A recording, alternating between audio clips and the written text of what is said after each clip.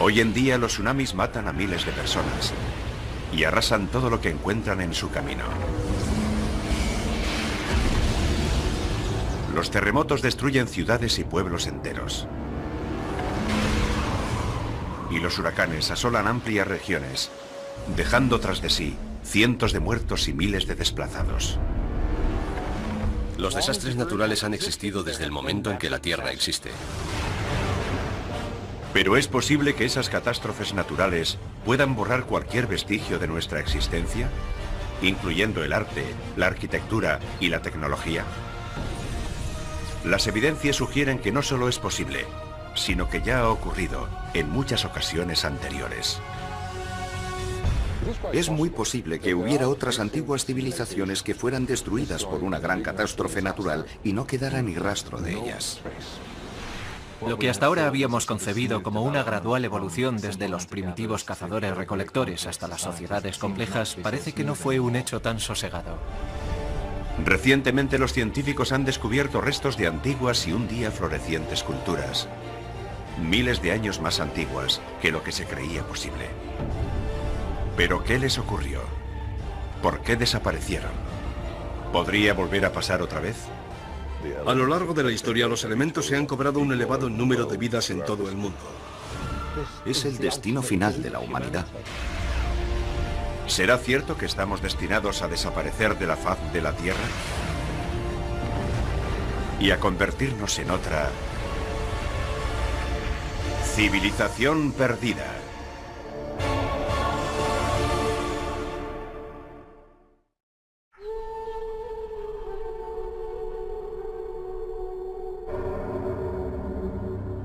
El desierto de Rub al-Khali, en Omán.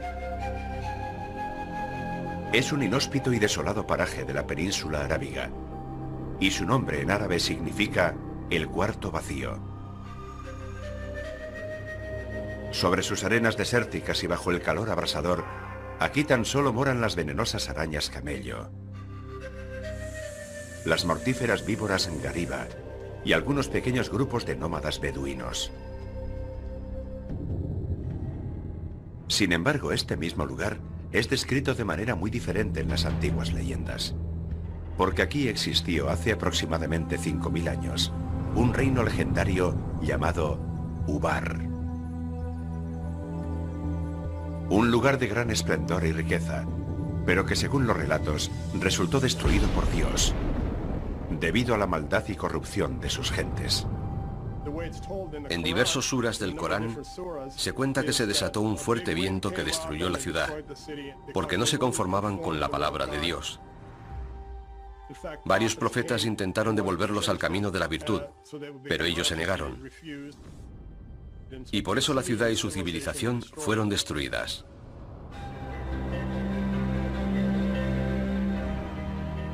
Durante siglos muchos historiadores y exploradores han buscado pruebas de la existencia de Ubar. Pero solo la extraordinaria combinación de la tecnología de la era espacial y la arqueología tradicional podrían descubrir algún indicio de que Ubar fuera en su día algo más que una leyenda. En 1983, el arqueólogo aficionado Nicholas Clapp se dirigió a la NASA con una singular petición, que dio como resultado una expedición conjunta a la península arábiga. Había leído un artículo sobre el uso de la tecnología de generación de imágenes por radar para cartografiar los ríos del subsuelo en Egipto, y se preguntó si también podría ser empleada para rastrear una antigua ciudad a partir de una localización aproximada. Instalada por primera vez a bordo del transbordador espacial Columbia, la tecnología, llamada radar de imágenes espaciales, actuaba como una máquina de rayos X del subsuelo. Primero se tomaban las imágenes desde el espacio y después se manipulaban digitalmente para resaltar los detalles imposibles de percibir a simple vista, incluidos antiguos cauces de ríos y rutas de caravanas hoy enterradas por la arena. Nunca imaginé que la ciudad perdida pudiera descubrirse desde el espacio, pero ellos insistieron y analizaron todos los rasgos que pudieran ser reveladores. Una de las grandes ventajas de las imágenes del satélite es que puedes observar una región entera y ver todas las características en su contexto. Esta es una imagen del radar espacial de una zona desértica del sudoeste de Egipto, parte del Sáhara, que actualmente es uno de los lugares más áridos de la Tierra. Este largo trazo de aquí es un río, el cauce de un antiguo río tan ancho como el actual valle del río Nilo. Esto es un río muy pequeño que discurre por aquí. Pero si nos trasladásemos al lugar, lo que veríamos sería esto. Estamos en medio de uno de esos cauces que mostraba el radar, y la ribera está ahí, un poco más arriba. Aquel descubrimiento avivó nuestro interés, porque los antiguos humanos dependían de las mismas cosas que nosotros. Necesitaban encontrar agua y una red de caminos para transportarla. De pronto fuimos capaces de comprender la relación entre los distintos trazos de las imágenes, y descubrimos algunos vestigios en la zona. Fue un gran salto adelante en la búsqueda de Ubar. Las imágenes de radar de Rub al-Khali tomadas por el satélite también mostraron antiguos caminos de caravanas a lo largo del borde oriental de la península.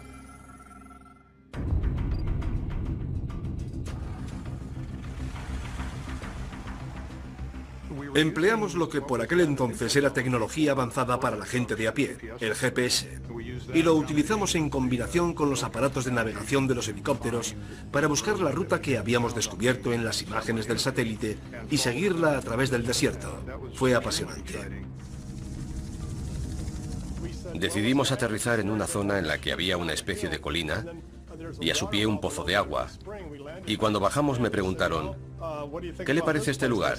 Y les contesté, miren, ahí se aprecian unas construcciones. En principio tenía todo el aspecto de ser un antiguo asentamiento humano, con muros de piedra, restos de edificaciones, y había piezas de cerámica por todas partes. Así pudimos identificar una serie de asentamientos que fueron muy importantes en la antigüedad, y uno de ellos resultó ser la ciudad de Ubar. Uno puede imaginarse cientos, miles de caravanas con cientos y miles de camellos y asnos, transportando telas y mercancías de la costa al interior y del interior a la costa a través de la antigua Ubar. Sin duda fue un enclave comercial en el que se agrupaban las caravanas de camellos para cruzar juntos el desierto. De hecho, había una fortaleza aquí, una fortaleza que controlaba el suministro de agua, porque esa era la manera en que se podían controlar las caravanas de camellos. Si querías cruzar la zona, tenías que pagar el tributo. Excavaciones posteriores dejaron al descubierto los restos de 8 torres, unidas por muros de 9 metros. Lo que venía a coincidir con la descripción que de Ubar se hace en el Corán, como una ciudad de majestuosas columnas. Pero si en verdad existió la legendaria urbe, ¿significa eso que las demás narraciones sobre Ubar también son ciertas? Por ejemplo, su destrucción tragada por las arenas. Según la opinión de los geólogos, fue la erosión de un acuífero subterráneo debajo de la ciudad lo que causó la desaparición de Ubar.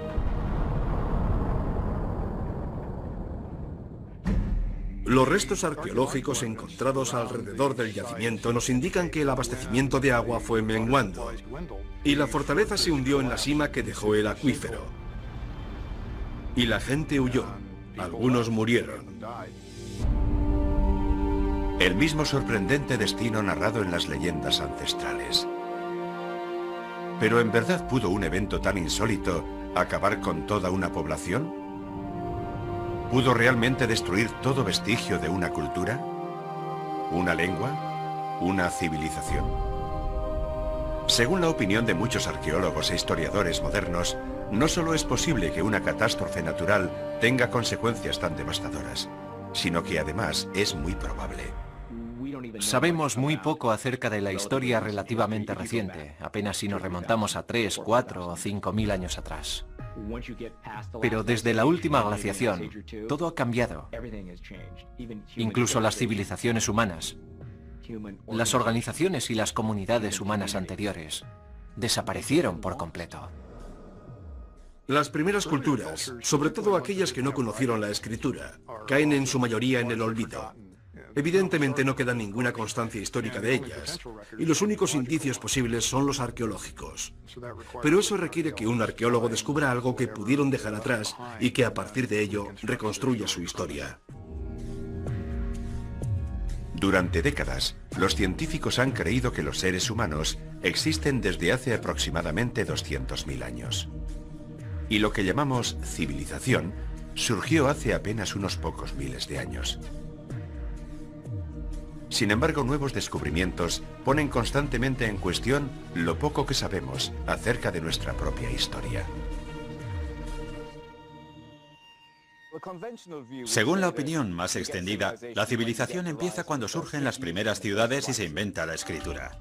Y eso es algo que ocurrió entre el 3000 y el 500 a.C. en Mesopotamia, actualmente Irak.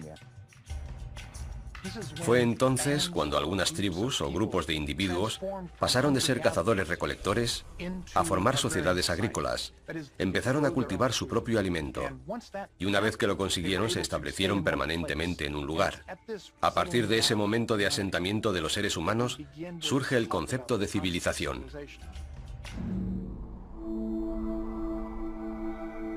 Con mayor o menor exactitud, conocemos el pasado bastante bien hasta una decena de miles de años atrás. También sabemos, gracias a los estudios evolucionistas, cuándo aparecieron los humanos en el mundo.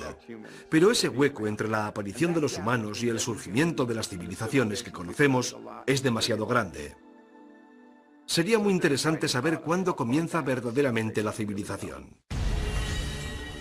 Pero si es cierto que Ubar existió, ¿cuántas otras antiguas ciudades yacen enterradas, esperando ser descubiertas? Y una vez que las descubramos, ¿qué hallaremos? ¿Restos de nuestro pasado más remoto? ¿O las claves de nuestra futura destrucción?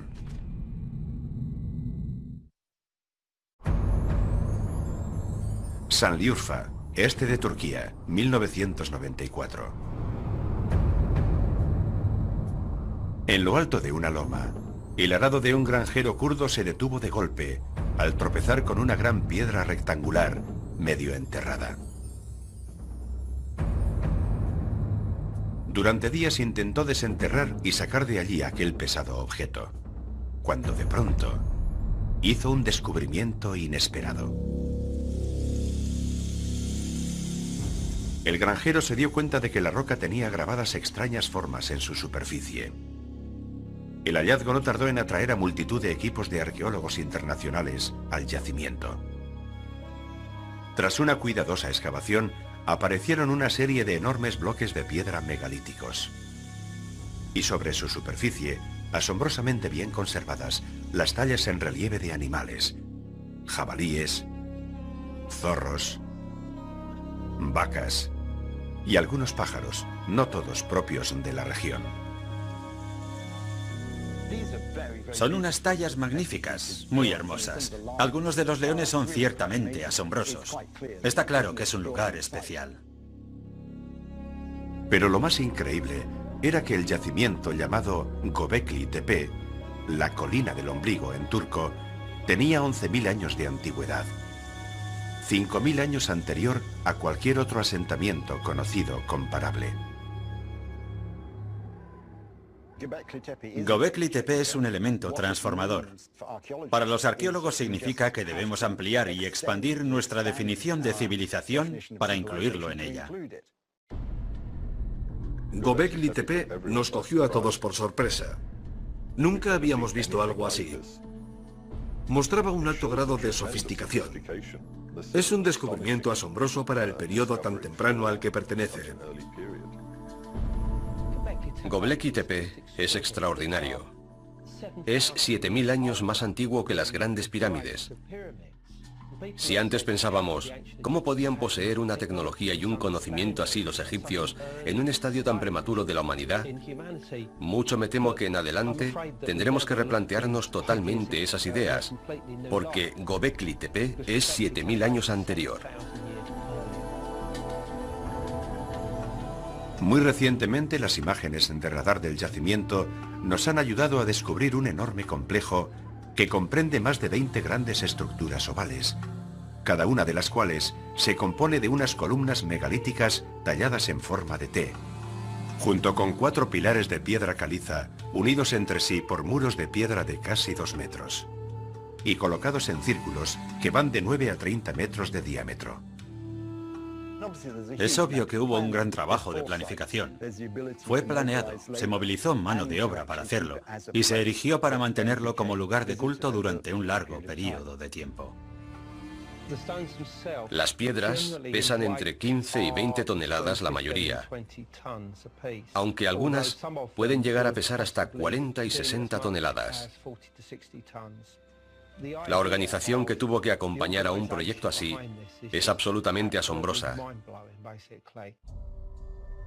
Claramente tuvo que haber cientos, quizás miles de personas implicadas en la construcción de este sitio. Pero ¿quién construyó Göbekli Tepe? ¿Y con qué propósito? Göbekli echa por tierra todo lo que creíamos hasta ahora. Pensábamos que desde los cazadores-recolectores a las sociedades complejas, la evolución había sido lenta y gradual, pero queda claro que no. El responsable de la excavación del yacimiento, Klaus Schmidt, opina que el lugar tuvo que ser un importante centro regional, porque el emplazamiento es impresionante y desde ese lugar parece que uno pudiera contemplar el mundo entero. Algunos arqueólogos creen que las tribus nómadas del Neolítico viajaban desde lugares muy lejanos hasta Göbekli Tepe para tomar parte en celebraciones rituales. Otros creen que se trata de un templo o un lugar de sacrificio. Pero todos coinciden en que se trataba de algún tipo de ceremonia religiosa. Debía de ser un santuario o algún tipo de centro religioso. No son asentamientos, ni tampoco lugares de enterramiento. Tenían que ser centros ceremoniales. Los investigadores sostienen que Göbekli Tepe fue utilizado durante cerca de 2000 años. Pero que para el año 7000 a.C., los círculos de piedra habían sido abandonados y enterrados intencionadamente. ¿Pero por qué? ¿Por qué motivo alguien enterraría este mágico conjunto de al menos 20 estructuras diferentes y posiblemente muchas más? La única explicación que se me ocurre es que algo había cambiado y tuvieron que marcharse a otro sitio. Y la mejor forma de dejarlo era sencillamente enterrarlo todo. La gente no abandona las cosas así sin más. Esos lugares eran tan sagrados, o al menos tan importantes para ellos, que los taparon con tierra para preservarlos de alguna manera, y luego volvieron a edificar encima o cerca de ellos. Göbekli es uno de esos sitios sagrados. Las evidencias demuestran que aquella gente enterraba intencionadamente esos templos o lo que fueran, antes de marcharse y levantar otro. Creo que aquí ocurría algo muy profundo. Debemos enmarcarlo en su contexto cronológico. Estamos en el final de la última glaciación, un momento de enormes cambios. Y hay indicios claros que demuestran que durante aquella época se produjo una gran catástrofe, posiblemente causada por el impacto de un asteroide o un cometa sobre la parte norte del continente americano. Y encontramos pruebas que lo corroboran por todo el mundo. Fue en esa misma época cuando construyeron Göbekli Tepe. Y debemos preguntarnos por qué. La respuesta parece ser que tuvieron que hacerlo. Algo estaba ocurriendo. ¿Una catástrofe global? ¿Provocada por el impacto de un cometa o un asteroide? ¿Podría ser esa la respuesta y la razón por la que los antiguos moradores de Göbekli Tepe abandonaron el lugar? ¿O fue inmediatamente después del cataclismo, cuando se construyó el conjunto como un templo o un lugar de acción de gracias? Algunos investigadores creen que la respuesta puede encontrarse cerca de allí, en el monte Ararat, que según la Biblia hebrea, es el lugar en el que el arca de Noé se posó después de que las aguas del diluvio universal se retirasen. Si nos fijamos en el monte Ararat, nos daremos cuenta de que se encuentra a unos pocos cientos de kilómetros de Göbekli Tepe. Al examinar los animales que fueron tallados en las piedras de Göbekli Tepe, no encontramos explicación para que algunos de ellos fueran añadidos al conjunto. No forman parte de la fauna de la zona. La cuestión es, ¿aún así, pudieron habitar allí en aquel momento? Y si así fuera, ¿cómo habían llegado hasta allí? Si recurrimos a la mitología, encontramos una respuesta que encaja. Podrían ser los animales del arca de Noé. El origen de los relatos sobre el diluvio universal Ha sido objeto de amplias investigaciones. Los encontramos a lo largo de todo el planeta. Existe una versión de los nativos norteamericanos, los indios Ojibwa. Existe otra versión en China. Aparece en la mitología griega y también en la hindú. Es perfectamente posible que fueran hechos reales los que inspiraran esas leyendas mitológicas. Los relatos del diluvio universal pueden referirse a un diluvio real. Es posible que los mitos y las leyendas acerca de una gran inundación y el rescate de un cierto número de animales a bordo de un arca tenga una base real. Puede que la respuesta la encontremos analizando otras civilizaciones desaparecidas y lo que ellas nos pueden revelar acerca del misterioso pasado de la humanidad y de su incierto futuro.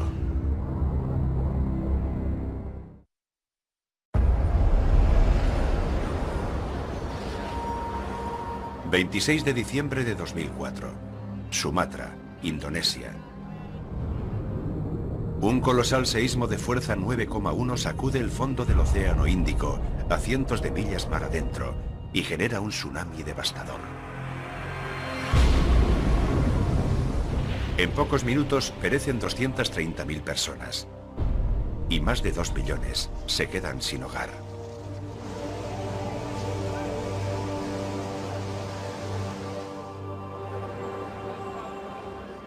Siete años después, el 11 de marzo de 2011, otro terremoto de magnitud 9 zarandea con fuerza el noroeste de Japón. Es el seísmo más fuerte que jamás haya azotado a la nación insular. Minutos después, una ola gigante de 10 metros de altura barrió la costa, llevándose por delante ciudades enteras y la vida de 23.000 personas.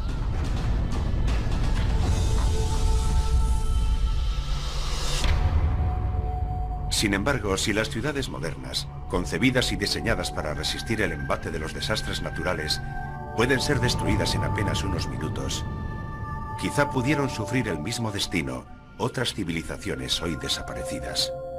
Ha habido desastres naturales desde los albores de la Tierra. Los tsunamis, los terremotos, las erupciones volcánicas, llevan ocurriendo desde mucho antes de que existieran humanos que pudieran recogerlos en sus relatos. Los volcanes son famosos por haber causado estragos en las civilizaciones antiguas, y Pompeya es el ejemplo más ilustrativo. El Vesubio entró en erupción, y toda una región quedó paralizada en el tiempo y se destruyó. Las ciudades de Pompeya y Herculano quedaron enterradas bajo las cenizas volcánicas, la piedra pómez y el flujo piroclástico que cayó sobre ellas. Y se conservaron tal y como estaban en aquel momento, aunque pasaran 1500 años antes de que alguien descubriese que todavía estaban ahí. Por desgracia, sea cual sea el grado de sofisticación y desarrollo tecnológico que haya alcanzado una sociedad, una gran catástrofe natural puede interrumpir su avance y hacer que retroceda décadas o incluso que desaparezca por completo. Heraclión, Creta. En 1894, el lingüista y arqueólogo británico Sir Arthur Evans arribó a esta isla del mar Egeo para tratar de descifrar unas tablillas de barro recientemente descubiertas que en principio parecían pertenecer al período griego temprano. Sin embargo, lo que Evans descubrió dejó sin habla a los historiadores de todo el mundo. Las inscripciones jeroglíficas no eran griegas, sino de alguna otra civilización desconocida que se remontaba al año 5000 a.C.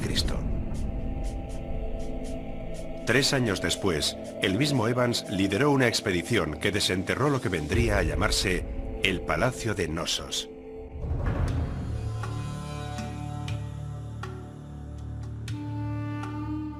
Según los arqueólogos, la enorme construcción albergó en su día estancias hermosamente decoradas, agua corriente caliente y fría, e incluso aseos interiores.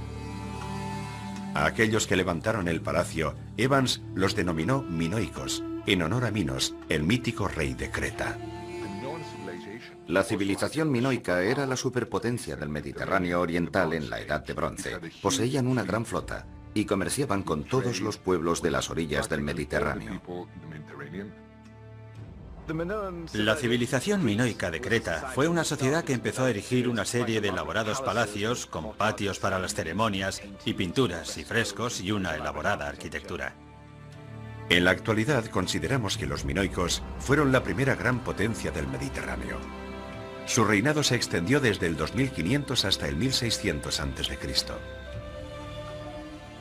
Pero ¿cómo pudo desaparecer completamente un pueblo tan poderoso y tecnológicamente desarrollado? La mayoría de los estudiosos creen que la respuesta puede estar en una de las mayores erupciones volcánicas de la historia de la civilización, en la isla de Tera, actualmente Santorini, a unos 100 kilómetros al norte de Creta.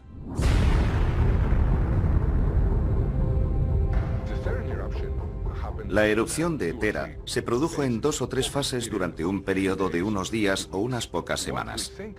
Creemos que los habitantes de la isla pudieron percibirla con la suficiente antelación y huir, porque no hemos encontrado cadáveres como los hallados en Pompeya y en otros lugares. Pero aquellos que habitaban en los lugares cercanos, como Creta, por ejemplo, en modo alguno esperarían que la erupción les fuera a afectar de la manera que lo hizo.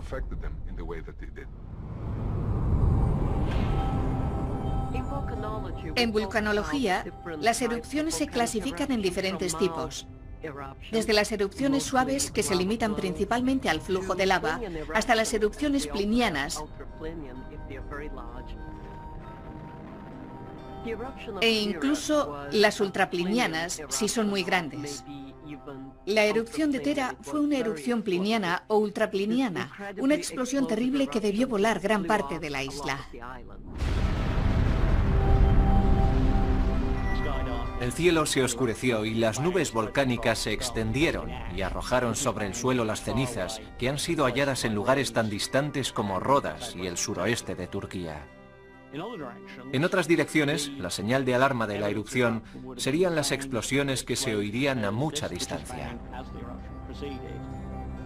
Actualmente la opinión generalizada es que a consecuencia de la violenta erupción de Tera, un gigantesco tsunami avanzó hacia las ciudades del litoral de Creta. Esta es una representación del mar Egeo en el Mediterráneo oriental y del volcán de Tera. Vamos a ver qué ocurrió inmediatamente después de la erupción. En primer lugar, se crea lo que llamamos una onda de relleno cuando la caldera del volcán se derrumba. Se forma un vacío en el océano. Y entonces, la ola empieza a desplazarse hacia la isla de Creta. Allí era donde vivían los minoicos. De modo que esta onda inicial empieza a desplazarse. Esto es Creta. En cuestión de 20 o 25 minutos, la ola llegó hasta allí. Tendría entre 5 y 10 metros de altura.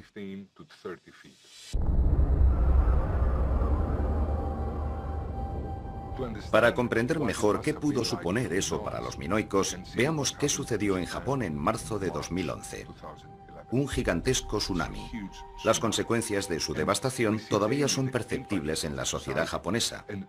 Sí, es cierto que se han recuperado, pero no estaban solos. Todo el mundo les ha ayudado. Imaginen a los minoicos que no tenían a quien pedir ayuda.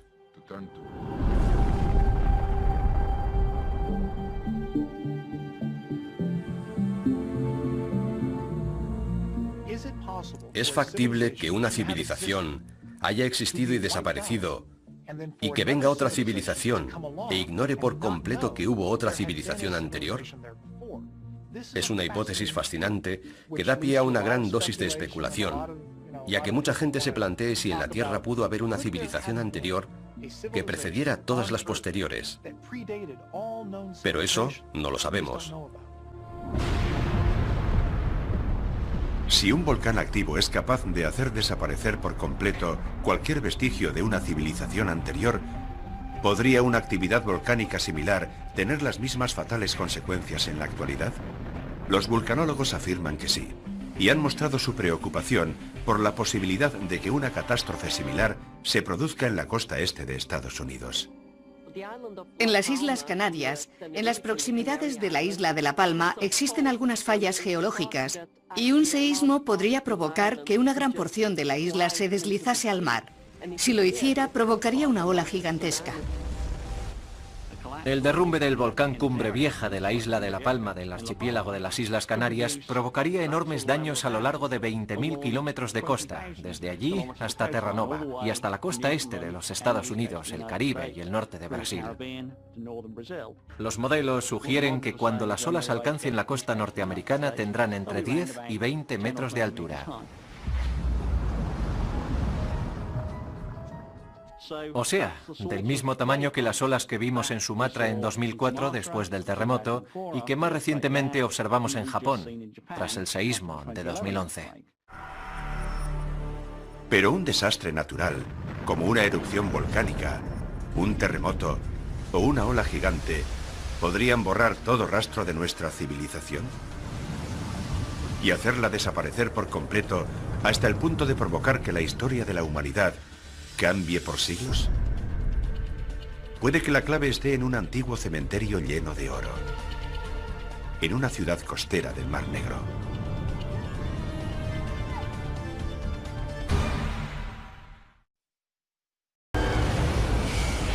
Hoy en día los tsunamis matan a miles de personas y arrasan todo lo que encuentran en su camino. Los terremotos destruyen ciudades y pueblos enteros. Y los huracanes asolan amplias regiones, dejando tras de sí cientos de muertos y miles de desplazados. Los desastres naturales han existido desde el momento en que la Tierra existe. Pero ¿es posible que esas catástrofes naturales puedan borrar cualquier vestigio de nuestra existencia, incluyendo el arte, la arquitectura y la tecnología? Las evidencias sugieren que no solo es posible, sino que ya ha ocurrido en muchas ocasiones anteriores. Es muy posible que hubiera otras antiguas civilizaciones que fueran destruidas por una gran catástrofe natural y no quedara ni rastro de ellas. Lo que hasta ahora habíamos concebido como una gradual evolución desde los primitivos cazadores-recolectores hasta las sociedades complejas parece que no fue un hecho tan sosegado. Recientemente los científicos han descubierto restos de antiguas y un día florecientes culturas, miles de años más antiguas que lo que se creía posible. ¿Pero qué les ocurrió? ¿Por qué desaparecieron? ¿Podría volver a pasar otra vez? A lo largo de la historia, los elementos se han cobrado un elevado número de vidas en todo el mundo. Es el destino final de la humanidad. ¿Será cierto que estamos destinados a desaparecer de la faz de la Tierra? Y a convertirnos en otra civilización perdida.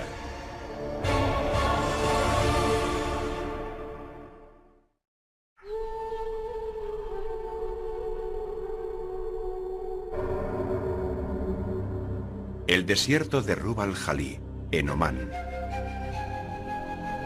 Es un inhóspito y desolado paraje de la península arábiga, y su nombre en árabe significa el cuarto vacío. Sobre sus arenas desérticas y bajo el calor abrasador, aquí tan solo moran las venenosas arañas camello. Dejaron al descubierto que aquel solar vacío era un antiguo cementerio olvidado. Contenía más de 300 tumbas, que se remontaban, según los arqueólogos, a aproximadamente el año 4500 a.C. Pero sin duda, aún más importantes que los restos de los antiguos moradores de Varna, era la desconcertante evidencia de que había existido anteriormente una civilización próspera y avanzada. Algunas tumbas todavía conservaban restos humanos, con los cuerpos yaciendo en diferentes posiciones, pero orientados todos con la cabeza al norte o nordeste. Y habían sido enterrados con sus armas y ornamentos.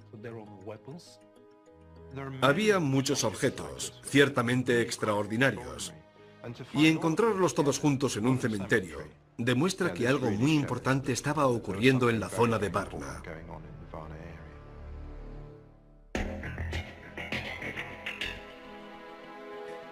Del interior de los enterramientos se recogieron más de 15.000 objetos de complejo diseño, entre los que había hachas de cobre, piezas de jade, y gran cantidad de joyas de oro. La tumba número 43 de Varna es un sepulcro muy especial, porque es una de las tumbas más ricas. En ella yacía un varón de entre 45 y 50 años. Los objetos que tenía a su lado son realmente admirables, y uno de ellos es una funda de oro para el pene. Es un símbolo de potencia sexual, del poder del macho, de fertilidad.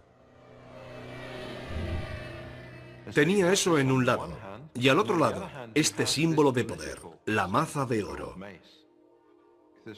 En ningún otro lugar del mundo se ha hallado una combinación semejante de simbolismo político y sexual. El oro es sin duda un indicador de estatus. Es un material escaso, es llamativo y no pierde el brillo, y es duradero. Posee todas las propiedades que lo convierten en un buen indicador de estatus social y de ostentación. Aunque los arqueólogos encontraron objetos de oro en muchas tumbas, la mayoría de ellos se concentraban en unas pocas. El inesperado descubrimiento de Varna hizo añicos la idea que de los primeros europeos tenían hasta entonces los historiadores. En los asentamientos que conocemos 1000 o 2000 años anteriores a Varna, también se hallaron objetos, algunos de ellos muy hermosos, pero no tantos indicadores de estatus, y no hay grandes diferencias entre las familias.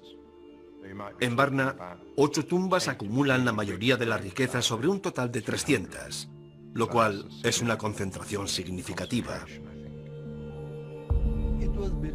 Era una creencia generalizada que durante la era prehistórica la gente era básicamente igual.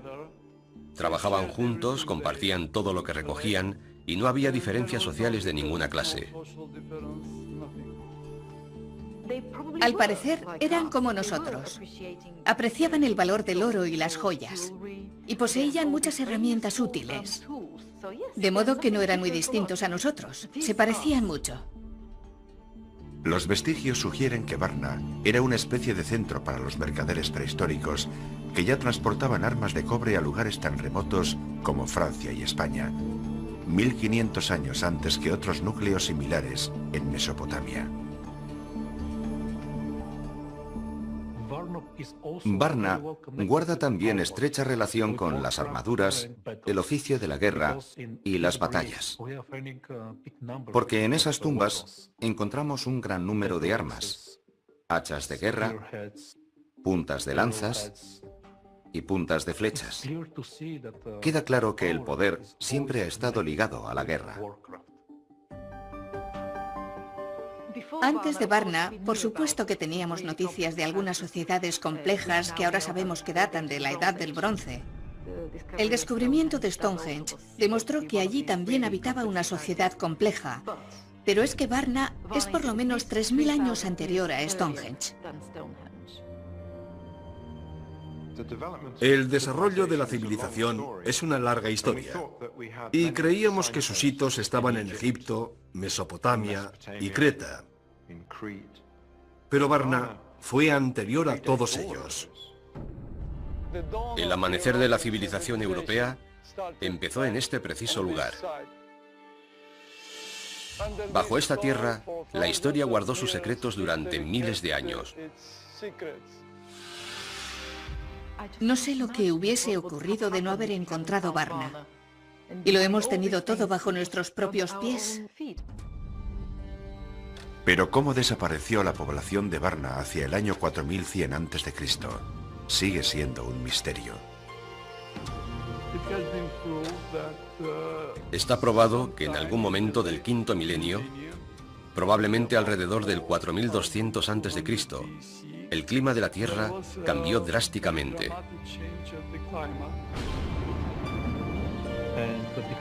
Esto provocó que el nivel de las aguas subiera y contribuyó a que las temperaturas subieran. De esa manera, las condiciones para la agricultura empeoraron considerablemente. Quizá fue un cambio climático que provocó falta de agua y hambre la causa real de la desaparición de Varna. Recientes excavaciones arqueológicas en yacimientos del Oriente Medio nos han proporcionado más información. Muchos arqueólogos y estudiosos creen que esos descubrimientos nos ayudarán a resolver el misterio de qué ocurrió realmente en Varna y en otras ciudades perdidas. Otros, sin embargo, subrayan otras señales muy diferentes y más difíciles de admitir. Indicios de desastres naturales y cataclismos de proporciones globales e incluso nucleares. Señales que sugieren que nuestro tiempo se puede estar agotando.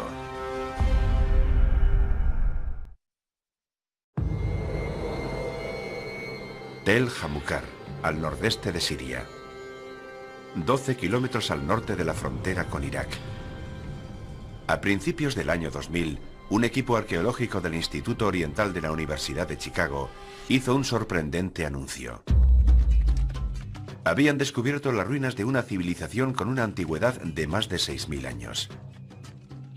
Las excavaciones habían sacado a la superficie una otrora próspera ciudad llamada Tel Hamukar, llena de lo que parecían ser espléndidas mansiones, prósperos negocios y edificios administrativos. Es grande, tendrá 1 kilómetro cuadrado. Espacio suficiente para acoger a entre 10.000 y 20.000 habitantes. Una gran ciudad. Cuando fue una ciudad floreciente, casi seguro que dominaban la escritura. Los edificios públicos solo han sido excavados en parte, pero están rodeados por una gran muralla y tenían puertas de acceso. Muchos otros elementos de aquella civilización todavía deben ser recuperados, puesto que se encuentran justo debajo de la ciudad moderna. Hamukar demuestra que nuestro concepto de ciudad, con las divisiones del trabajo, las leyes y los sistemas legales, las estructuras de gobierno y la expresión y el desarrollo artísticos, puede que surgiera mucho antes de lo que pensábamos. El sorprendente descubrimiento de Tel Hamukar cambió drásticamente lo que los estudiosos habían dado por sentado durante largo tiempo: que la primera ciudad antigua había surgido en Mesopotamia, 600 kilómetros al este de lo que hoy es Irak.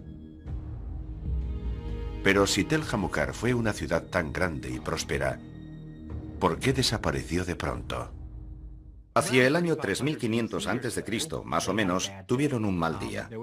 Todos los indicios sugieren claramente que hubo un ataque. Los atacantes vencieron a las gentes de Hamukar y destruyeron su ciudad. Cuando se recuperó, era más bien un pequeño pueblecito y nunca llegó a recobrarse de aquel ataque. De hecho, parte de aquel asentamiento del cuarto milenio antes de Cristo fue incendiado. Se encontraron una docena de esqueletos, que a mi entender no correspondían a enterramientos formales. El argumento de un enfrentamiento bélico y la destrucción deliberada del sitio parece convincente.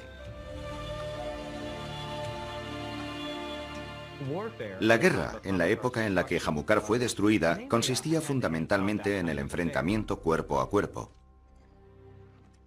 Pero hay algunas pruebas que apuntan a la posibilidad de que en Hamukar se utilizasen proyectiles. Obviamente no balas de armas de fuego, sino proyectiles de ondas. Es una hipótesis controvertida que han propuesto los excavadores de Hamukar. Pero de lo que no existe duda es que Hamukar fue destruida, que la lucha fue brutal y que la ciudad fue incendiada. Es interesante destacar que en aquella misma época estaban empezando a desarrollarse las ciudades del sur como Uruk. Eso hace tiempo que lo sabemos, pero los nuevos hallazgos sugieren que al mismo tiempo lugares como Hamukar estaban creando su propia civilización, de modo que en cierto sentido existía una dinámica de oposición entre el norte y el sur.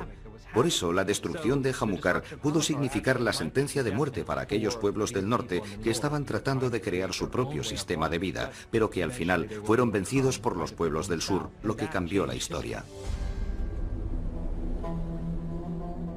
A varios cientos de kilómetros al oeste de Tel Hamukar yacen las ruinas de otro antiguo asentamiento humano, Tel Caramel. En 2007, unos arqueólogos que estaban excavando antiguas tumbas en el lugar dieron con las bases de 5 grandes torres de piedra, cada una de las cuales tenía 4,5 metros de diámetro y una altura estimada de 6 metros. Se calcula que tienen al menos 10.000 años de antigüedad.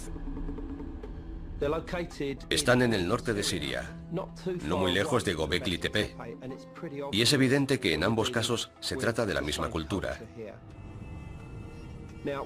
¿Por qué las construyeron? Eso sigue siendo un misterio.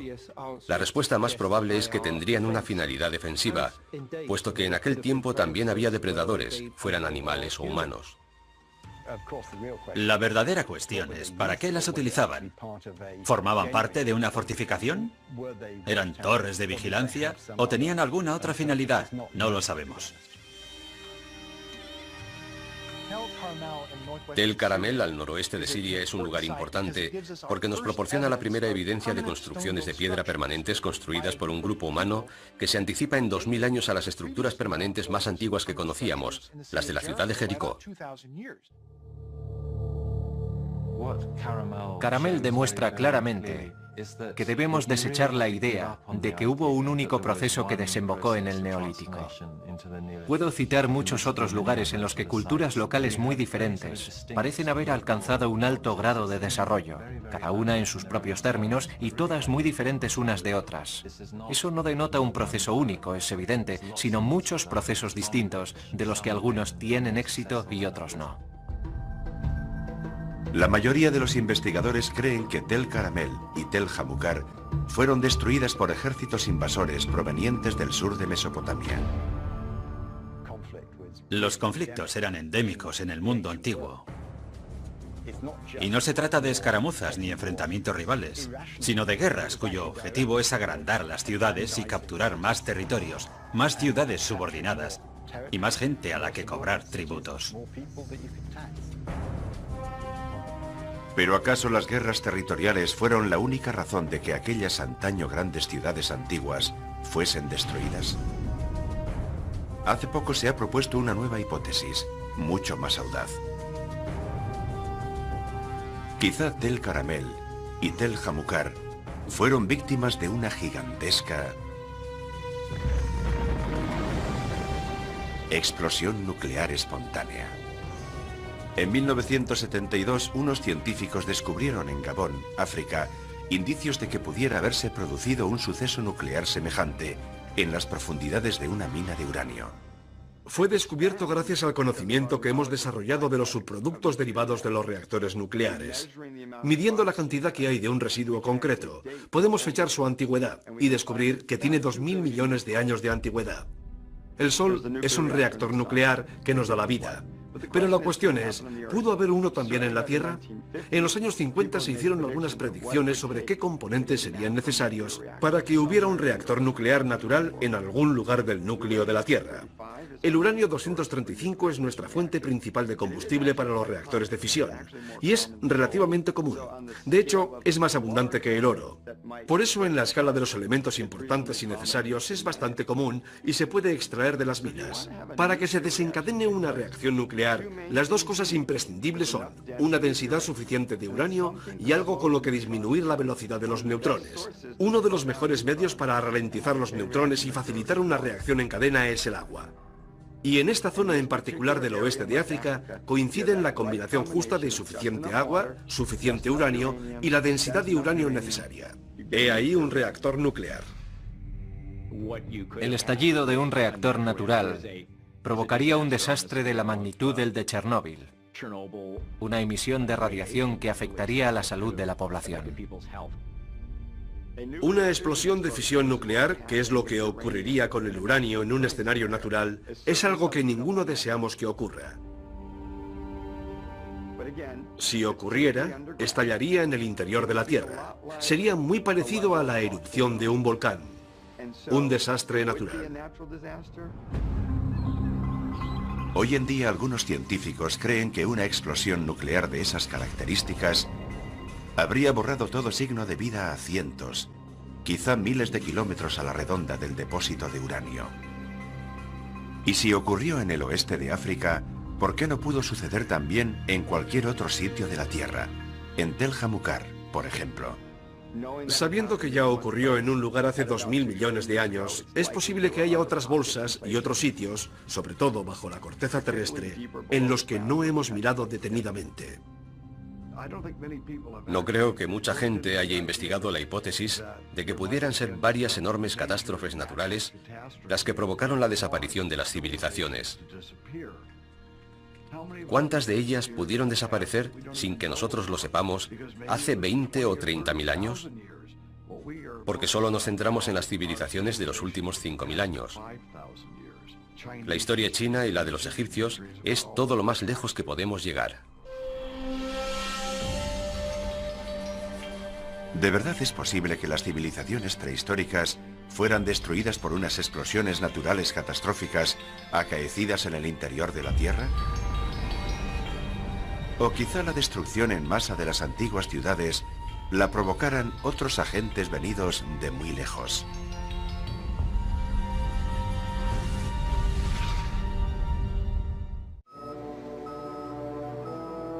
...21 de diciembre de 1968... la misión Apolo 8 de la NASA. Dirigida por el comandante Frank Borman, fue la primera nave espacial que alcanzó la Luna. Mientras completaban 10 vueltas alrededor de su órbita, los astronautas tomaron algunas de las mejores imágenes jamás captadas de la superficie lunar. Las imágenes mostraron la superficie lunar salpicada de miles de grandes cráteres, dato que sugería para algunos que nuestro satélite había sido en algún tiempo escenario de una intensa actividad volcánica. Pero hipótesis más recientes nos indican que pudo haber otra razón más significativa, que los numerosos cráteres de la Luna sean los impactos de enormes asteroides. Asteroides que pudieron también bombardear la Tierra. Lo importante no es el hombre en la Luna, sino los cráteres de la Luna. Y durante la historia de la Luna y de la Tierra, es probable que muchos más objetos hayan impactado en la Tierra que en la Luna. La única razón por la que no los vemos en la Tierra es que la vegetación y el entorno los han tapado, haciéndolos más difíciles de detectar. El mayor cataclismo natural que podría suceder y que nos borraría de la faz de la Tierra sería un impacto cósmico. Un meteorito que cayera sobre la Tierra. Sabemos que el impacto de un meteorito fue la razón principal de la desaparición de los dinosaurios.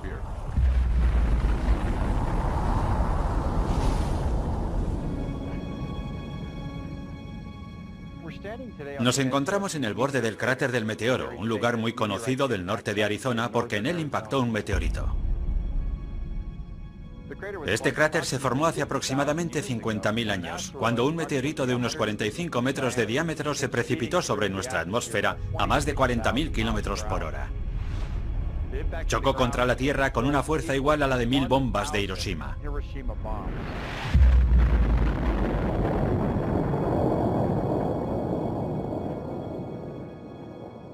Después del impacto, todo lo que quedó de él fue este cráter, que tal y como lo conocemos hoy en día, mide 1,2 kilómetros de diámetro, unos 4 kilómetros de circunferencia y casi 170 metros de profundidad.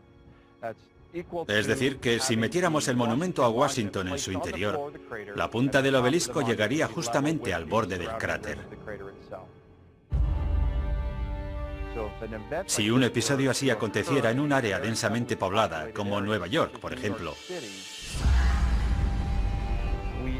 todo rastro de vida desaparecería en un radio de 15 kilómetros.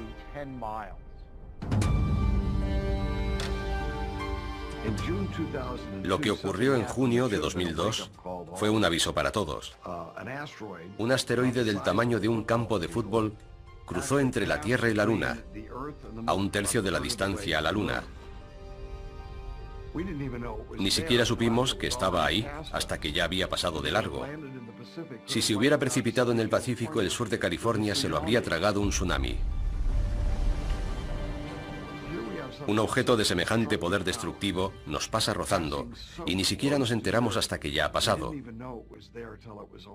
En el futuro, esos peligros no deberían pasar inadvertidos. En 2005, la NASA empezó a hacer un seguimiento de los bólidos cósmicos que tenían más probabilidades de impactar contra la Tierra. Son los llamados objetos próximos a la Tierra. Un objeto próximo a la Tierra es un cometa o un asteroide que se desplaza por el espacio cercano a la Tierra. Técnicamente, es cualquier objeto que pueda acercarse a menos de 45 millones de kilómetros. Su tamaño varía desde el de una pelota de golf hasta un bloque de pisos o mucho más.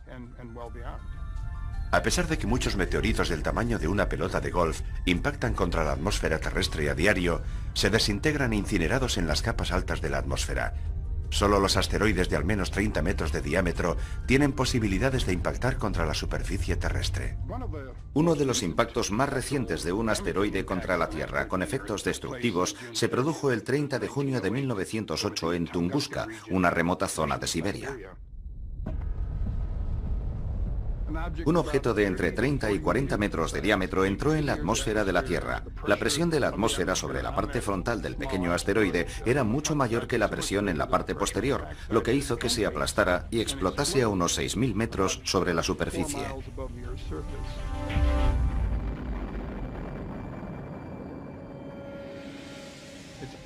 Arrasó toda la vegetación en un área de 2.000 kilómetros cuadrados.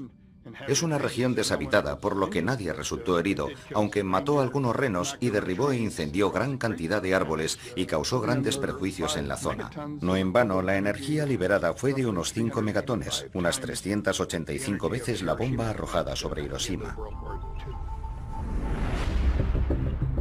Aunque el impacto de cualquier meteoro del tamaño de un campo de fútbol tendría consecuencias devastadoras, los científicos temen a aquellos que son aún mayores.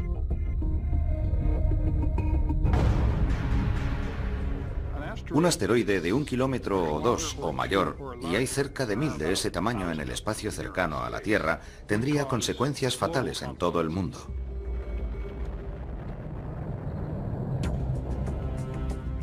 Pero ese no es el problema principal. El mayor problema es el polvo y los escombros que levantaría a la atmósfera y que obstaculizarían el paso de la luz del Sol. Caería una lluvia ácida, y las tormentas de fuego provocadas por el regreso a la Tierra de los escombros provocarían incendios en todo el mundo. El hollín, junto con el polvo levantado por el impacto, harían imposible la fotosíntesis, imprescindible para la vida de las plantas y, por ende, de los animales que se alimentan de esas plantas. O sea que lo peor del impacto de un asteroide serían los efectos secundarios. Los impactos de asteroides y meteoros contra la Tierra podrían aniquilar no solo grandes comunidades de organismos vivos, sino también civilizaciones enteras, y ya lo han hecho en el pasado. Desde hace unos pocos años, el equipo de los objetos próximos a la Tierra de la NASA ha ampliado su búsqueda para incluir objetos de más de 140 metros de diámetro. Uno de ellos, un asteroide de 300 metros de ancho, llamado Apophis, se acercará a la Tierra en 2029. Apophis es grande. Fue descubierto en 2003 y durante un tiempo se pensó que iba a chocar contra la Tierra. Existe una probabilidad de entre 37 de que impacte contra nuestro planeta en 2029. Eso sí, pasará muy cerca. Desde Europa se podrá ver a simple vista, o sea que lo verán ustedes pasar muy cerca de la Tierra, pero no chocará contra ella. Pero mientras los científicos ya han previsto la trayectoria que describirá Apophis, lo que no pueden predecir es de qué manera el gigantesco asteroide afectará a otros factores, como a la gravedad terrestre, por ejemplo. Lo aterrador es que una vez que haya pasado, volverá 7 años después. Y no sabemos si su trayectoria se verá afectada por la gravedad de la Tierra y si podría situarlo en una ruta de impacto contra nuestro planeta. Si cuando se acerque tanto a nosotros en 2029, cruza por una especie de ojo de cerradura concreto de 600 metros, cuando regrese en el año 2036 chocará contra la Tierra. Es un objeto lo suficientemente grande como para provocar no el final del planeta, pero sí la muerte de miles o quizás millones de seres humanos, según donde caiga. Por desgracia, los científicos nos recuerdan que el impacto de un gran asteroide contra la Tierra no es una cuestión de probabilidades, sino de tiempo. Pero cuando eso ocurra, ¿se perderá todo vestigio de nuestra civilización? ¿Podría un asteroide, una gigantesca roca del espacio exterior, ¿Caer sobre la Tierra con unas consecuencias tan devastadoras para el ecosistema que toda la vida muriese? Sí, es posible. Es factible que todas las especies sean aniquiladas y que desaparezca cualquier vestigio de existencia.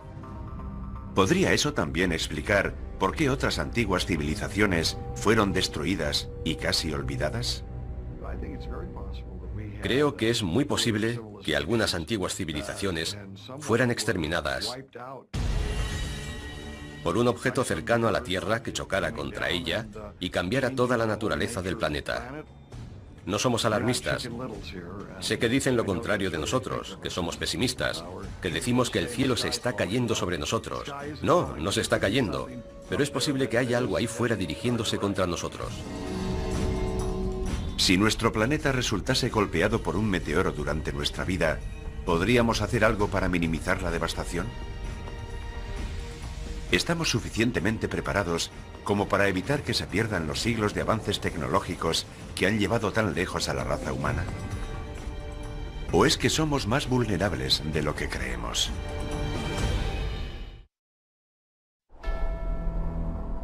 El monte Kilimanjaro, en Tanzania. En el año 2000, el paleoclimatólogo Lonnie Thompson y su equipo de investigadores perforan profundamente el glaciar que cubre la cima del monte.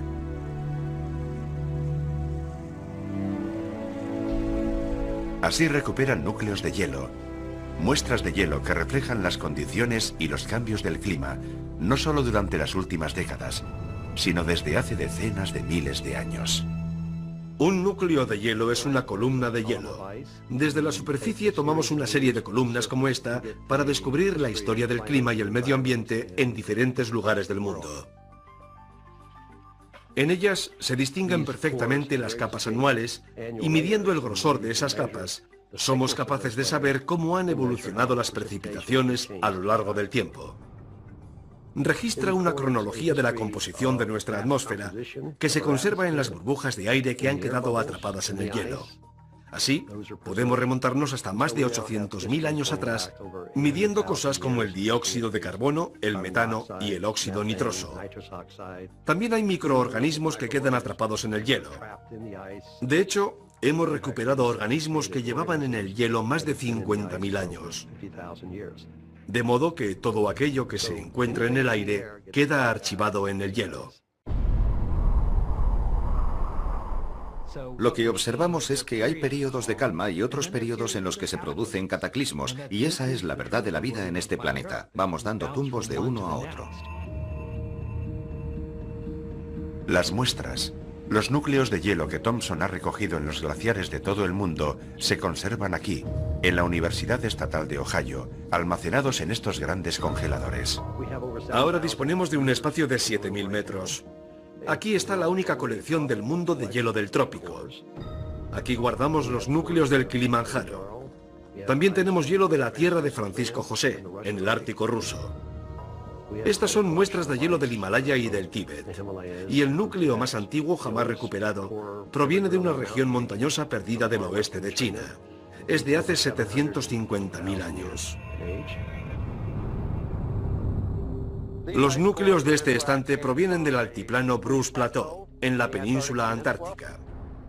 Los recuperamos el pasado año. Ahora habrá que cortarlos y procesarlos en el laboratorio. Un reciente estudio de las muestras de los núcleos de hielo sugiere que un drástico cambio climático se produjo en la Tierra hace 5.200 años.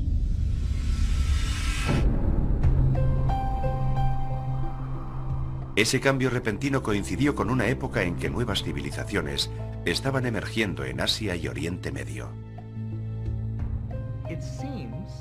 Parece que algo nuevo empezaba a acontecer en todo el mundo, y me gustaría saber por qué. ¿Por qué entonces? Quiero decir que durante 100.000 años habíamos vivido felices como cazadores-recolectores, y de pronto las cosas cambiaron. ¿Cuál fue la causa que lo provocó? Hay que buscar algún denominador común, y la conexión más clara que había entre las sociedades agrícolas era el clima. Sabemos que es el momento en el que el Sáhara se desecó. 4 o 5 mil años atrás había lagos en ese desierto y gente que lo habitaba. Eso lo hemos sabido por las pinturas rupestres que dejaron en las rocas. Hay muchas pruebas de que algo muy dramático ocurrió en aquel momento. Pero si aconteció una catástrofe global, ¿qué la causó? ¿Acaso una gran sequía? ¿Un meteoro que chocó contra la Tierra y levantó tanto polvo que bloqueó la luz del Sol? ¿O fue una erupción volcánica? A nivel del planeta, las erupciones volcánicas son muy importantes. Es la forma en que un planeta libera su calor primigenio. La Tierra ha sufrido erupciones volcánicas desde hace miles de millones de años. Los humanos solo hemos existido durante una pequeña fracción de ese tiempo. Las erupciones volcánicas ya estaban aquí mucho antes de que nosotros llegáramos. Y seguirá habiendo erupciones mucho después de que hayamos desaparecido. Son un componente esencial de la Tierra. Pero aunque existen muchos volcanes por todo el mundo, la mayoría son demasiado pequeños para causar un cataclismo global. A no ser, claro está, que se trate de un supervolcán. Para explicarlo brevemente, digamos que tenemos unos volcanes que llamaríamos normales. Liberan una cierta cantidad de lava y de energía, y unas determinadas explosiones. Pero si la lava y los gases quedan atrapados en el interior del volcán perfectamente sellados, la presión aumenta en su interior y cuando explota, las erupciones son gigantescas. Eso es lo que clasificamos como un supervolcán. En la Tierra existen volcanes que pueden generar explosiones muy grandes. En particular aquellos que se encuentran alrededor del llamado Cinturón de Fuego del Pacífico. Volcanes que tienen grandes calderas, como los de Nueva Zelanda, Papúa Nueva Guinea y también Alaska. Los científicos ya han identificado al menos 7 supervolcanes por todo el mundo. El mayor de todos se encuentra en el Parque Nacional de Yellowstone, en Wyoming. La opinión más generalizada en geofísica acerca de Yellowstone, y hay algunos otros lugares parecidos en la Tierra, es que se acumula una gran concentración de calor bajo la superficie, lo que provoca que en una zona se produzca una fusión parcial de la roca. Es un proceso activo, y existe la posibilidad de que un día entre en erupción y estalle con gran violencia.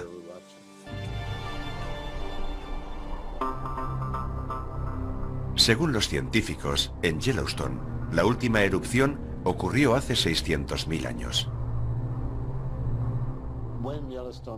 Desconocemos cuándo volverá a haber otra erupción en Yellowstone. No hay forma de predecirlo.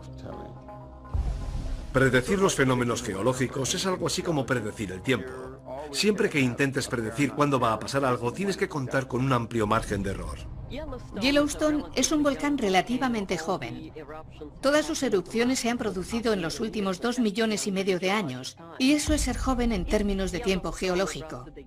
Que Yellowstone volviera a estallar en una gigantesca erupción cataclísmica sería algo sorprendente, algo que nunca hemos visto en tiempos históricos.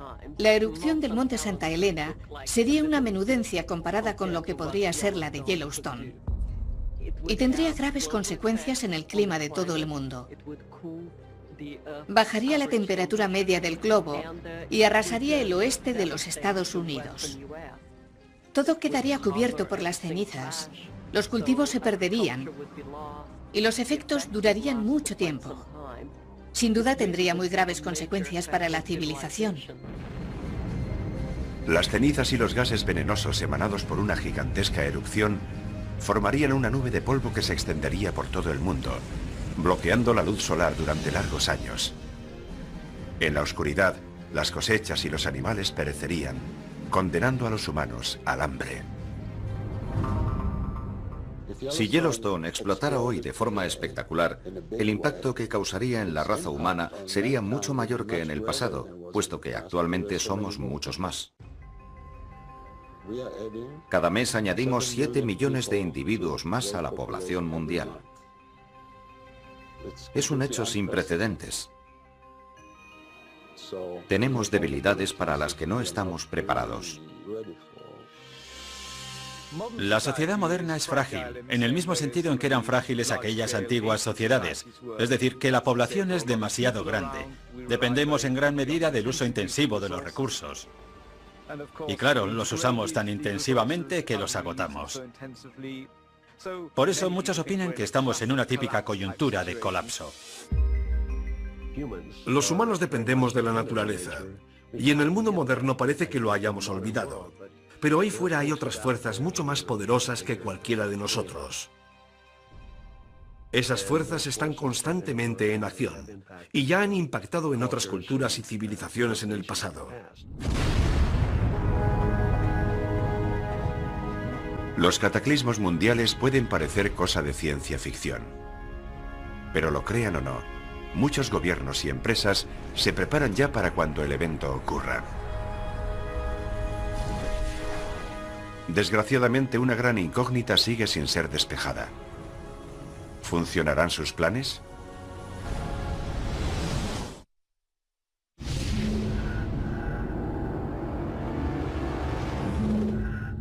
Los científicos nos recuerdan que nuestro planeta ya ha sufrido otras extinciones en el pasado, y como consecuencia de cada uno de esos acontecimientos, el número de plantas y animales se redujo a unos pocos supervivientes.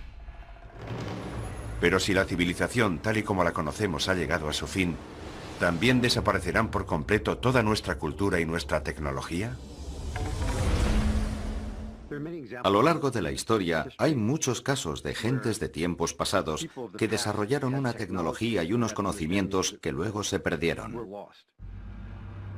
Uno de los casos más famosos es el de la Biblioteca de Alejandría en Egipto. Con su destrucción, en los primeros siglos de nuestra era, se perdió todo el conocimiento que los antiguos habían acumulado. Y no era solo el saber de los egipcios, sino el de todas las culturas del mundo clásico. ¿Qué le ocurre a una civilización si todo su conocimiento colectivo es destruido? Nunca sabremos qué tipo de civilización seríamos hoy en día si la Biblioteca de Alejandría no hubiera sido destruida. Guardaba muchísimos conocimientos, especialmente conocimientos médicos que dominaban los egipcios y que nosotros desconocemos. ¿Habremos recuperado una buena parte de aquello? ¿Habremos redescubierto mucho? Es posible. Pero ¿cuánto más habríamos avanzado de no haber perdido aquel conocimiento y haber tenido que volver a empezar y redescubrir algunas cosas? Siempre cabe la posibilidad de que algunas áreas del conocimiento de aquellas primeras sociedades se hayan perdido para siempre, pero nunca lo sabremos, puesto que no tenemos modo de averiguarlo. A diferencia de épocas anteriores en las que mucha información se guardaba tallada en piedra, hoy día nuestra información y los registros de nuestra vida diaria se almacenan en chips de memoria de silicio. Pero si desaparecen, será increíblemente difícil. Tendrán que pasar decenas de miles de años para que la gente reconstruya nuestras vidas y se hagan una idea de cómo era nuestra forma de vida. Irónicamente, es probable que el arte prehistórico sobre la roca tenga más probabilidades de supervivencia en un futuro inmediato que la mayor parte de nuestra moderna tecnología. Hutchinson, Kansas. A 200 metros bajo la ciudad hay un enorme almacén del tamaño de 35 campos de fútbol.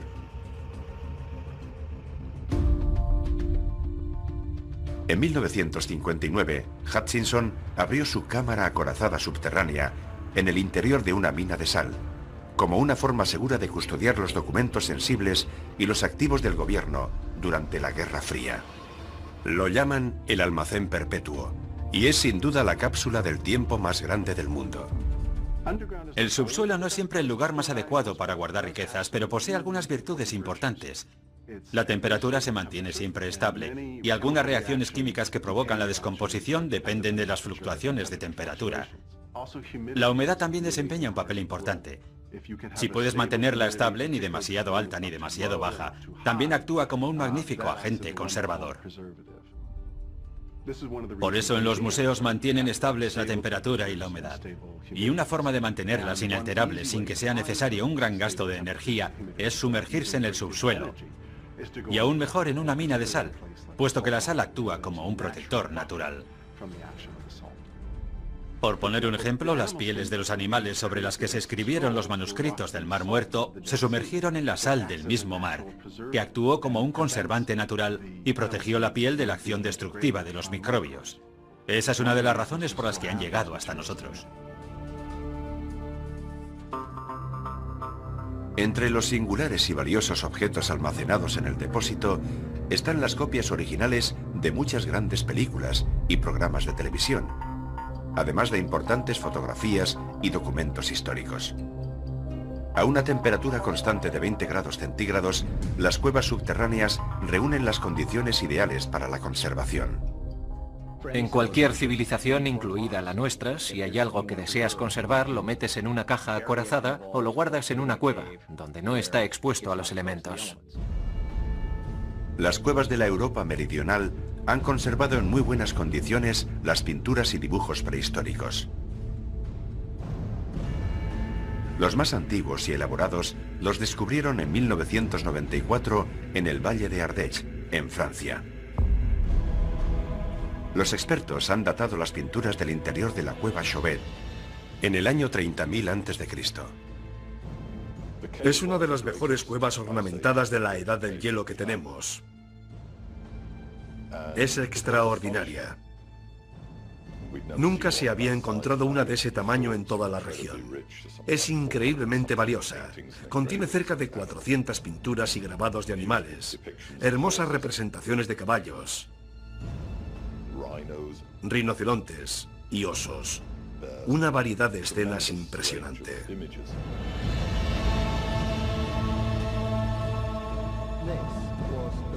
Son las escenas de animales más extraordinarias que uno pueda contemplar, incluso en las galerías modernas.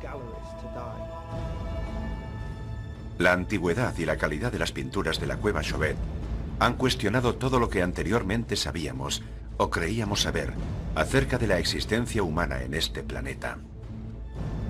Son las obras de arte más primitivas creadas por los seres humanos.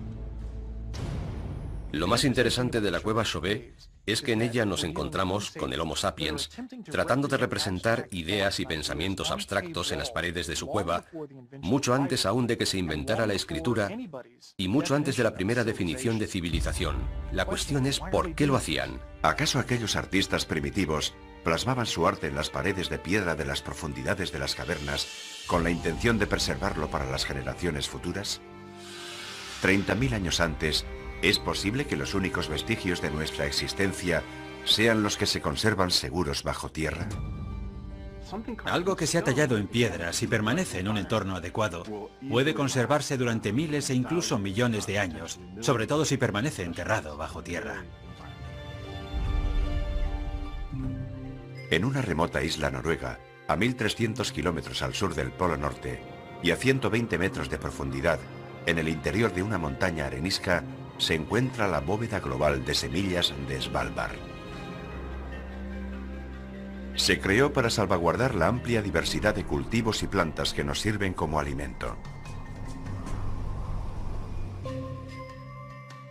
Actualmente alberga más de 20 millones de semillas. Las semillas se conservan en una mina de carbón abandonada que ha sido transformada en un almacén con unas condiciones estables. Algunas semillas aguantan largos periodos de tiempo, otras deben ser plantadas, cultivadas y cosechadas de nuevo como semillas. De modo que no es un entorno estático, sino que las semillas son renovadas constantemente e intercambiadas con otros bancos de semillas de todo el mundo. Creo que el banco de semillas se ha concebido expresamente para hacer frente a una hipotética destrucción de la civilización.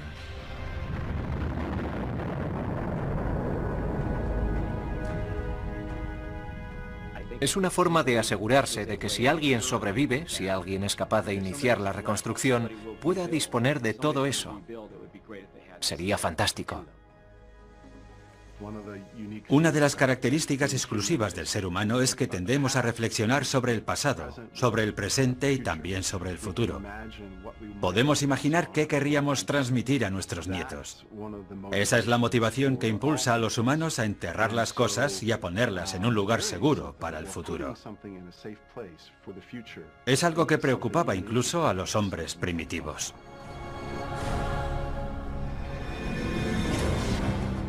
Si las civilizaciones de la antigüedad guardaron deliberadamente el testimonio de su conocimiento y su desarrollo tecnológico en las cuevas y otras estructuras subterráneas, esos tesoros escondidos podrían ayudarnos a resolver el misterio de quiénes somos y de dónde venimos.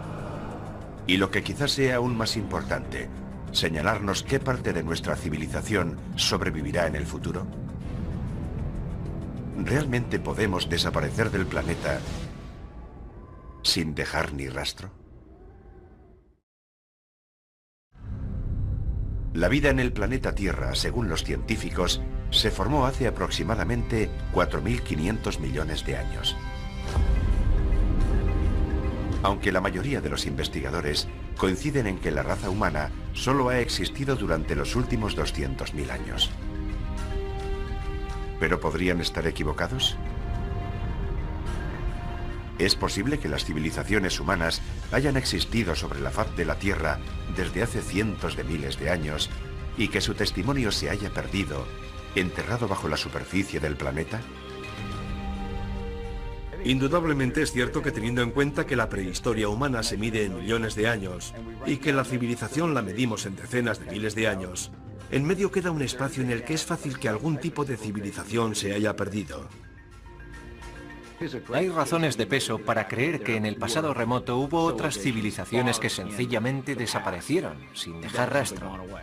Aunque retrocedas 1 millón de años o 100 de millones de años, da igual. No representas más que una pequeñísima fracción en el ciclo de vida de la Tierra.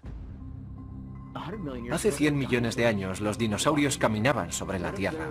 ¿Y si otra forma de vida los hubiera precedido 1000 millones de años antes?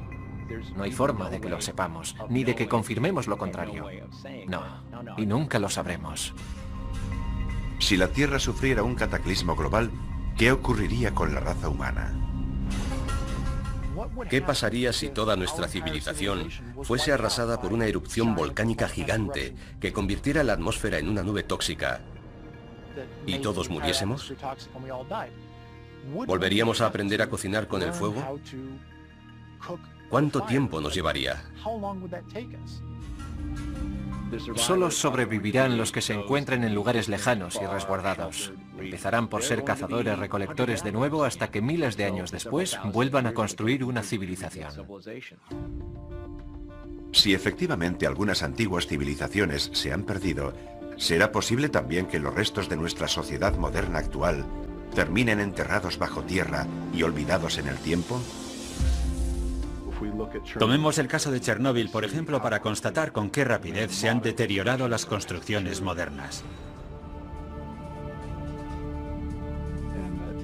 Y en el plazo de 50 años, la mayor parte de estas infraestructuras se habrán descompuesto irremediablemente. Si hoy alguien anunciara, Nueva York, abandonadlo todo, marchaos de ahí. Dentro de 1000 años estaría cubierto por los detritos o el agua. La mayoría de los edificios se habrían derrumbado mucho antes. Pero si añadimos otro factor y nos vamos a un plazo de 10.000 años, no creo que existiera ya nada reconocible. Uno tendría que saber exactamente qué buscar para poder dar con ello. Puede que alguno de los escasos remanentes de la tecnología humana que perdure sea uno de sus subproductos más peligrosos. Los residuos nucleares. El mayor peligro es, por supuesto, la radiación. La parte positiva de los materiales radiactivos es que con el tiempo se descomponen y desaparecen naturalmente. El problema es que en el caso de algunos de ellos, para que eso ocurra tienen que pasar miles, decenas de miles y hasta millones de años. Por eso es imprescindible diseñar un lugar de almacenamiento en el que depositarlos durante tan largo tiempo. La controversia es grande a la hora de decidir cómo deshacerse de los residuos nucleares que generan la energía y las armas nucleares. Deben ser almacenados en algún lugar de la Tierra. Pensaron enterrarlos en el subsuelo a gran profundidad. Es la llamada solución geológica al problema de los residuos nucleares. El Departamento de Energía de los Estados Unidos ha puesto a trabajar a un grupo de investigadores junto con los ingenieros en los lugares seleccionados para almacenar los residuos nucleares. Su tarea será desarrollar un sistema de alarma universal que pueda ser entendido por los humanos del futuro, al menos durante otros 10.000 años. Deben concebir una mitología que alerte a las personas y les avise del peligro. De alguna forma deben desarrollar una tradición que se pueda perpetuar y ser transmitida de generación en generación, conservando el mensaje de alarma para mantener a la gente a salvo de los residuos nucleares. El plan que están considerando en la actualidad contempla un gran movimiento de tierras para rodear todo el perímetro del lugar. Cuando esté terminada, la berma medirá 10 metros de altura por 30 de ancho. El proyecto incluye la instalación vertical de una serie de marcadores de granito de 7,5 metros de altura que llevarán grabados mensajes de aviso en multitud de idiomas. Pero, ¿serán verdaderamente efectivas esas series de signos crípticos? ¿O serán tan misteriosos e inescrutables como los tallados en Göbekli Tepe o en los megalitos de Stonehenge? Lo que no puedes poner es una calavera y 2 huesos cruzados. ¿Qué significado tendrá eso de aquí a 500 años? ¿En qué lenguaje pones los avisos? ¿Pones algo así como no excavar aquí o peligro? Es muy difícil. En la larga historia de nuestro planeta, la actividad humana no ocupa más de un 1% de sus 4.000 millones y medio de años de existencia. ¿Será verdad que solo somos una pequeña migaja? ¿Unos residentes temporales? ¿Condenados a ser olvidados en otros 100.000 años o menos? Desgraciadamente, los seres humanos somos capaces de aniquilarnos los unos a los otros. Podremos destruir la raza humana, pero no podemos acabar con el planeta. La Tierra ya estaba aquí mucho antes que nosotros y seguirá estando aquí mucho después. Si todo rastro de nuestra civilización puede ser destruido tan fácilmente, ¿cómo pueden saber con certeza los historiadores que todo lo que estamos viviendo no ha ocurrido ya anteriormente?